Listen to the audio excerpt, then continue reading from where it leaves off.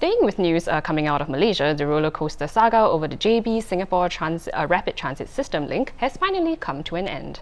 The project to build an MRT across the causeway had been delayed twice before at the request of Malaysia, but today Prime Minister Dr Mahathir delivered the good news.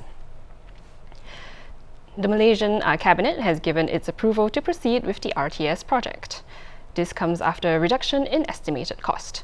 From 4.93 billion ringgit down to 3.16 billion ringgit, this is a 36% reduction. And with me today is ST's Deputy Political Editor, Royston Sim. Hello. Hi, Kim. So after all these delays, right, we finally have some sort of confirmation, right, that the RTS is going to be built. So why is it so important that this railway be built? Right, two reasons. The first is that every day there's about roughly 300,000 crossings at the causeway, so it's very heavily congested. During especially during the weekends, public holidays. The causeway gets really jammed up, and so the purpose of the RTS is to sort of alleviate congestion at the causeway.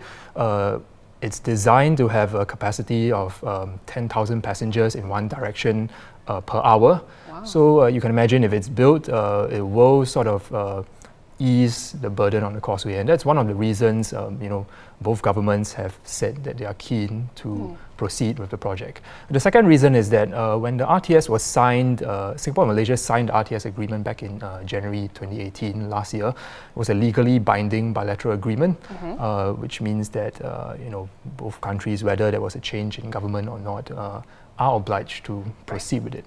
And so should the project now proceed, I think it augurs well for in terms of bilateral cooperation. I see. Yeah. So now that this project is in play, the Highspeed rail project that connected Singapore and KL, that was suspended when Dr. Mahathir came into power, right? So does today's RTS announcement, this go ahead, does it give us hope that the high-speed rail might also be on the track too? Well, it's a positive development for sure. Let's go back. Both countries agreed to, and they signed an agreement to suspend RTS in September last year, and the suspension is for 2 years till May 2020, so next year. Okay. So after that, they will come back, and Malaysia has to decide whether it wants to proceed with the project or not. It has, like with the RTS, it has cited costs as one of the main concerns. They felt that the project was too costly. So now that they've managed to find ways to bring down the cost for the RTS, fingers crossed that they'll be able to do something similar for the high-speed rail, and the project can then proceed. So the initial sort of time frame for completion for the high-speed rail was December 2026. With the 2-year suspension, it was pushed back to January 1st, 2031. And so, I think that very much remains to be seen, how that will play out. I see. So we'll fingers crossed, and we'll see. Yeah, that's right. So what does it say, what will it say rather about the relationship between Singapore and Malaysian governments if both or one of the rail projects were to be completed? I think it would signal that both countries are able to sort of work out their differences and still cooperate and get projects done.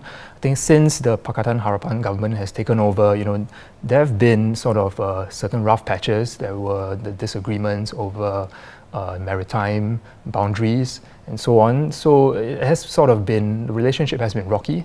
But I think if both governments were able to eventually push out and complete one or both of these projects, I think it would signal, that they are able to cooperate, and hopefully that means more cooperation in future as well. I see. So it will be a good sign.